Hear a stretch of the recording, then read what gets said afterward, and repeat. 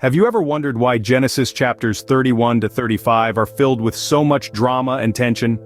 Welcome to another episode on Bible Chronicles, where we delve deep into the sacred scriptures and unearth the wisdom encapsulated within them. Today, we turn our attention to Genesis, specifically chapters 31 to 35.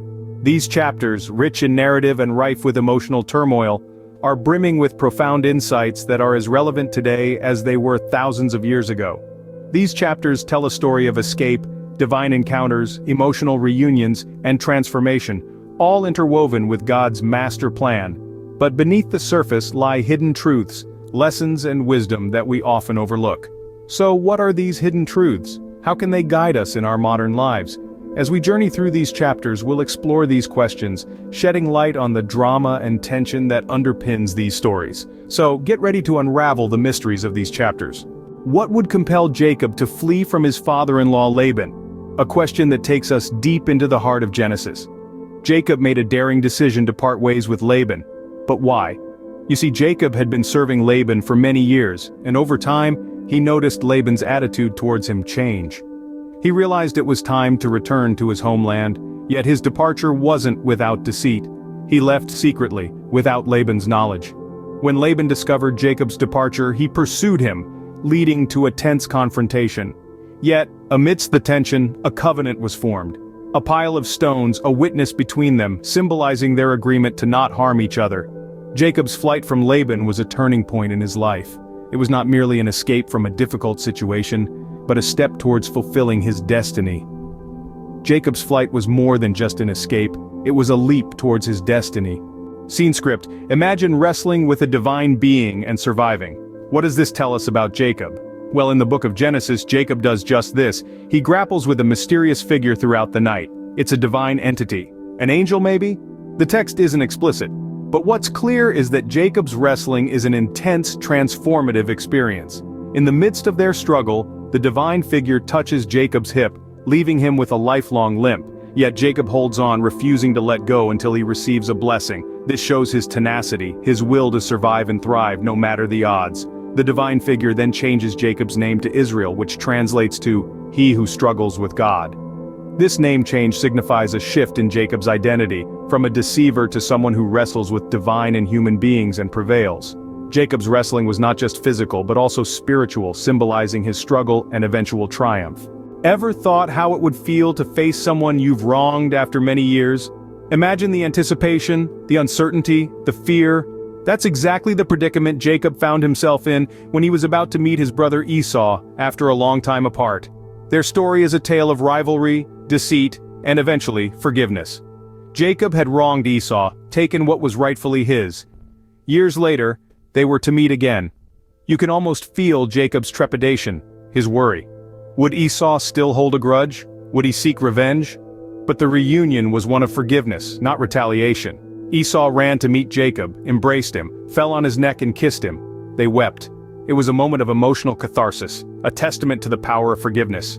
Esau had let go of the past, embraced the present, and in doing so, gave both brothers a chance at a better future. Forgiveness and reconciliation are powerful themes we can learn from this reunion.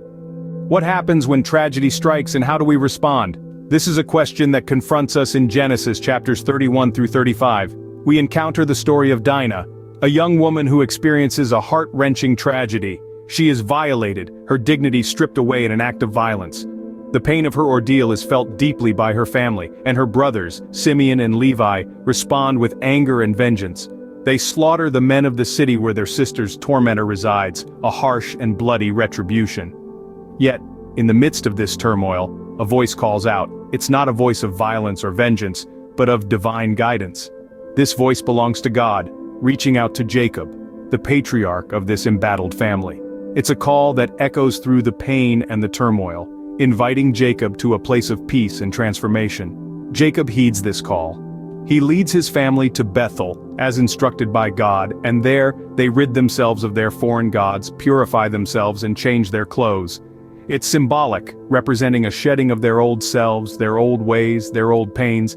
It's a transformation, a rebirth of sorts. In Bethel, God appears to Jacob again, reaffirming the promise made to him years ago. He is no longer just Jacob, He is Israel, the one who strives with God and with humans and prevails. It's an acknowledgement of his struggles, his pain, his victories. It's a testament to his transformation. But it's more than just Jacob's story. It's a beacon of hope for all of us. It reminds us that even in the face of tragedy, there is a potential for transformation. It shows us that amidst the pain, there is a divine call, a divine promise. It's a promise of hope, of change, of a better tomorrow. In the midst of tragedy, God's call leads to transformation and hope. It's a message that resonates with us, a message that offers solace, strength, and a promise of a new dawn. So, what can we take away from these dramatic chapters of Genesis? Genesis 31 to 35 are filled with profound wisdom that resonates even today. Let's delve into the key lessons that they offer. From Jacob's flight in Genesis 31, we learn about the courage to break free from toxic environments. A lesson about standing up for oneself and seeking a better life. It's a reminder that sometimes change, as scary as it might be, is necessary for growth. In Genesis 32, Jacob wrestles with God, a powerful metaphor for the struggles we often face within ourselves. It teaches us that sometimes we must confront our deepest fears and insecurities to truly evolve and become the best versions of ourselves. The emotional reunion of Jacob and Esau in Genesis 33 shows us the healing power of forgiveness. It demonstrates that it's never too late to mend broken relationships, and that reconciliation can bring profound peace. Genesis 34 and 35, filled with tragedy and transformation, remind us that life is a complex tapestry of joy and sorrow. These chapters teach us resilience in the face of adversity and the power of hope in times of despair. Remember, these chapters of Genesis are not just stories but lessons for life. They provide timeless guidance on courage, self-realization, forgiveness, resilience, and hope. These are not just biblical lessons but universal truths that can guide our personal spiritual journeys.